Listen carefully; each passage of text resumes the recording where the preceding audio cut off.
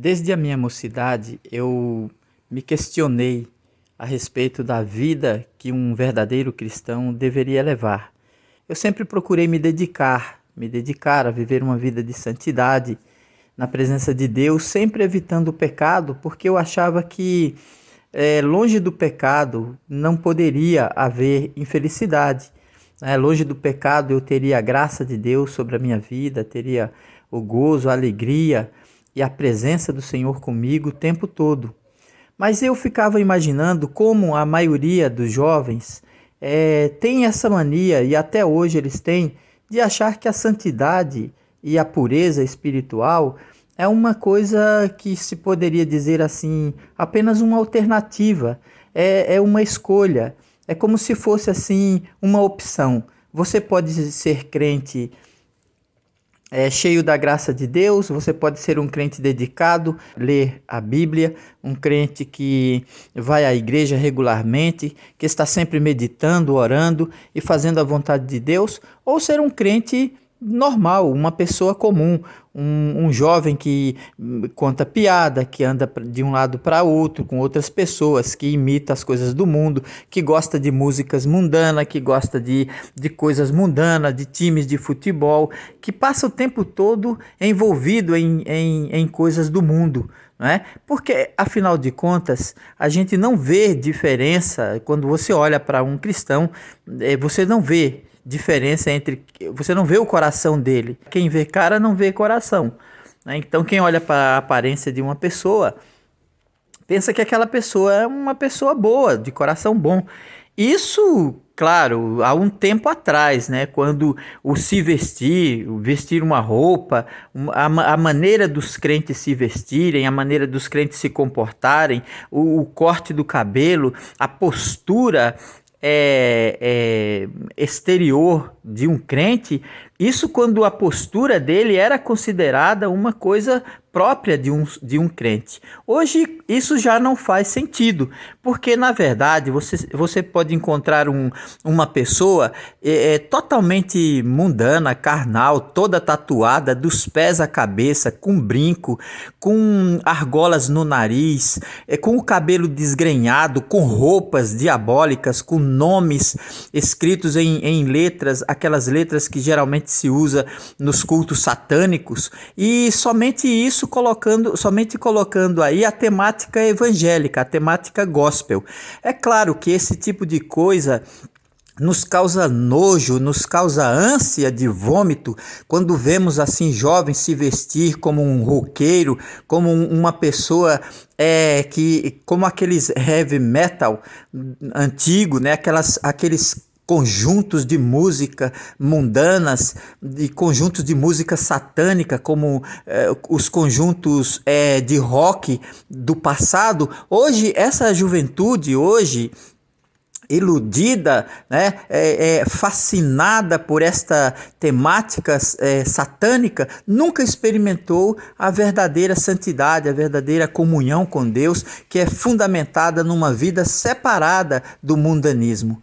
Então, se antigamente era fácil você se enganar por ver dois crentes vestidos iguais, né, vestidos exteriormente parecendo crente, mas um com o coração cheio de trevas e o outro com o coração cheio de luz. Hoje já isso quase que não é mais necessariamente uma diferença, porque afinal de contas, se você for julgar pela aparência, você vai ver que uma pessoa é mundana por dentro e por fora, e o outro que aparenta uma certa santidade pode não ser santo como ele parece.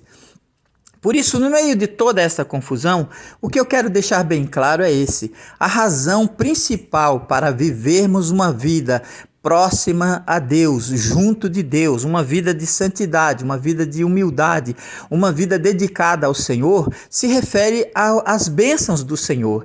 A pessoa que anda longe de Deus, que entrega seu coração à vaidade, à carnalidade, ao mundanismo, vive em guerra, não tem paz, não tem descanso, não tem sossego, vive em humilhação, passando vergonha e humilhação nesse mundo, passando todo tipo de trabalho, trabalho, sendo a verdadeira lama das ruas, perde as suas propriedades, se tornando insípido, ele para nada mais presta a não ser pisado pelos homens. Assim, aquele crente carnal não serve para o mundo a não ser para ser pisado por ele, machucado, magoado, humilhado, enfim, passando todo tipo de trabalho. Enquanto que um verdadeiro crente, quando mantém sua comunhão com Deus, sua vida fundamentada na palavra de Deus, na obediência, buscando do Senhor a graça e a misericórdia para viver uma vida separada deste mundo,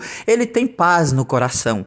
Quem lê o Salmo 1, ele sabe a diferença, que os ímpios são como a moinha que o vento espalha. A diferença entre você ser um servo de Deus fiel e um infiel está ali no Salmo 1, onde diz que os ímpios são como a moinha que o vento espalha. Mas aquele que faz a vontade do Senhor, tudo o que ele fizer prosperará.